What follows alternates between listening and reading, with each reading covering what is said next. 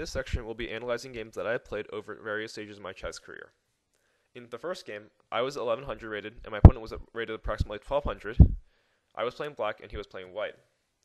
In this game, it's important to see that each player needs to ask themselves three questions.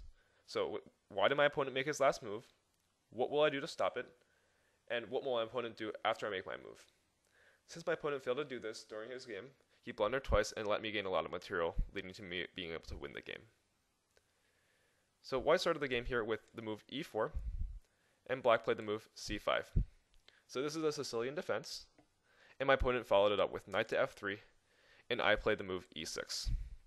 Now of course there's other moves like d6 and knight to c6 here, but e6 is just as good and leads to very competitive positions as well. Now white played the move d4, and after trading on d4, we now have the open Sicilian.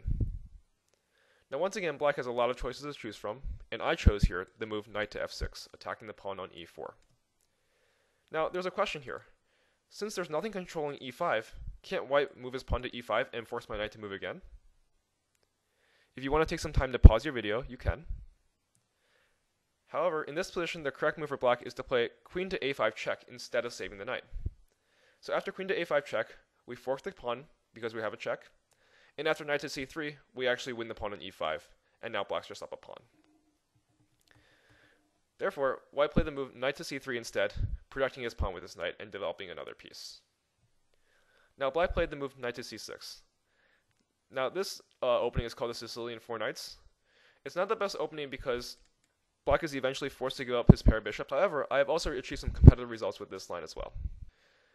Now the correct move here is to play the move knight to b5. After knight to b5, black will frequently play the move bishop to b4. And after a3 and trades, black indeed is forced to go his dark square bishop. However, after the move d5, e takes d5, e takes d5, black does accept the structural weakness on d5. However, his development is not hindered by anything, and after bishop d3, castling, castling, and say d4, black has a space advantage, while white enjoys some solid positional edges. However, in the game, white actually played the move bishop to e3. Now after bishop to e3, black has a chance to put more pressure onto white's position. So after bishop to e3, black here played the move bishop to b4. Immediately we can see that black's threat is to pin the knight so that he can take the pawn on e4. Notice that since the knight's pinned, it can't move, and it can't do its duty of taking back on e4 as it normally would. So after bishop to b4, the correct move here for white is to somehow solve the problem on e4, for example playing something like maybe f3. However, white here did not play that, and instead played queen to d2, making the problem worse. Now after queen to d2, does it solve the problem? Well, no, right? Black should have asked himself the question, what will my opponent do after I make my move? Well, my opponent was threatening to play knight takes e4 because the knight was pinned. Playing queen to d2 doesn't solve the problem that the knight's pinned, because after the queen here is on d2, the knight is still pinned, except this time it's just to the queen. So now naturally, as black, I took on e4. So after knight takes e4, we are threatening the knight and the queen.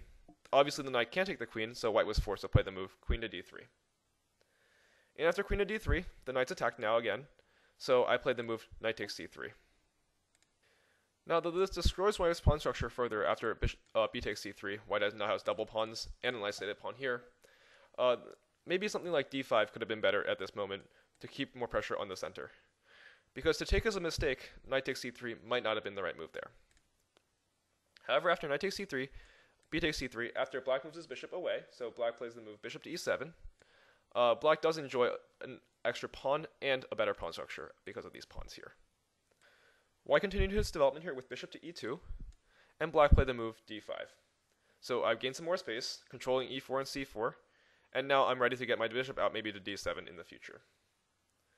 Now both sides castle, castle, castle, and after white plays the move rook to d1, I decide to take on d4. Now this here is not a good move at all. Can you tell me why? If you want to take a moment and pause your video, you can think about it. The answer for this is because it actually undoubles white's pawns. White has double pawns here, which are not good. So after white plays c takes d4, white gets the opportunity to improve his pawn structure and get another pawn in the center controlling e4, e5, and c5. Instead of taking on d4, black could eventually play knight to a5, trying for the c4 square, or he can simply develop something like the bishop on d7 and see where the game goes from there on.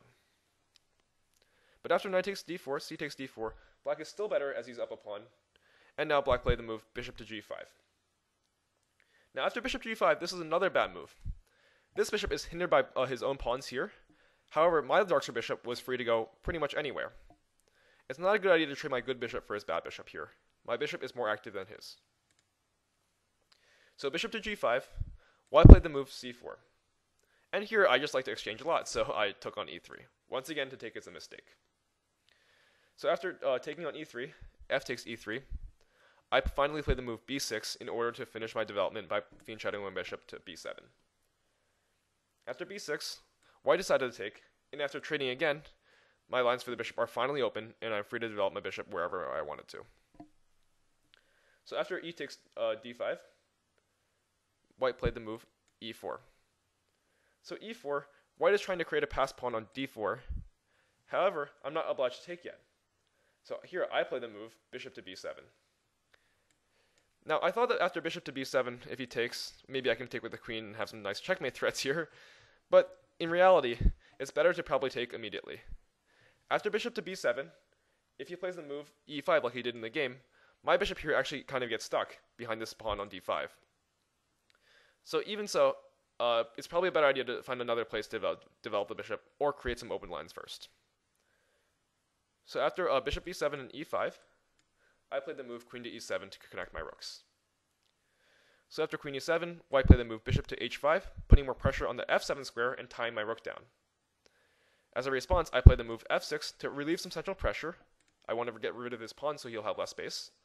And after f6, I don't need to worry about him taking on f7 anymore. So after f6, e takes f6, rook takes f6. My opponent attacks my queen, with the other rook, rook to f1, rook fe1.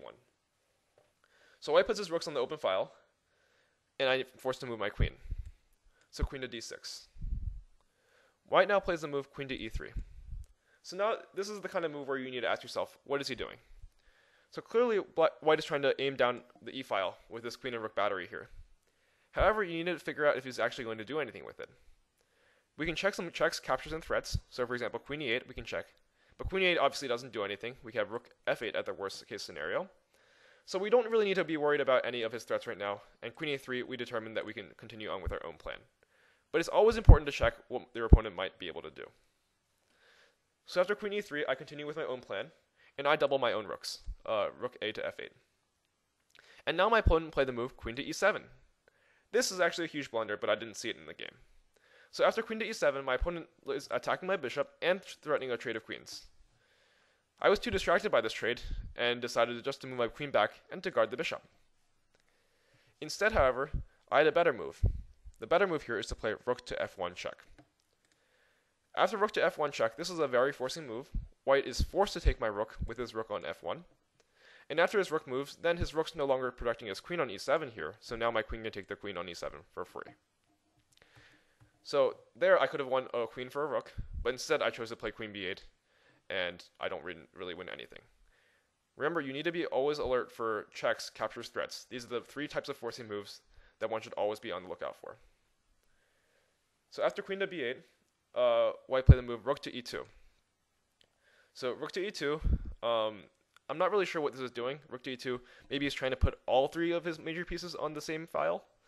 But otherwise, I wasn't really going to play rook to f2 here, so I'm not really sure what rook to e2 does. I play bishop a6. This is a good move. It wins a tempo, attacking the rook, and it puts this bishop on a much better diagonal, where it's no longer blocked in by this pawn.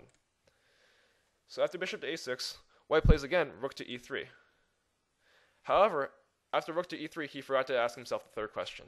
What will my opponent do after I make my move? So you notice that something changed in this position. What changed? Well, this bishop changed. This bishop is now guarding the f1 square, or I should say attacking the f1 square. Because the bishop's attacking the f1 square, now when I play something like rook to f1 check, when he takes back, I can safely take with a rook, and this is actually checkmate because his king can't take my rook. My bishop's protecting the rook, and now he has no squares for his king. Notice that before, white didn't have to worry about this problem because my bishop was on b7, and I only had two attackers on the square on f1. Now, once my bishop's on a6, I have all 3 attackers on f1, and rook to e3 is a mistake, letting me give checkmate.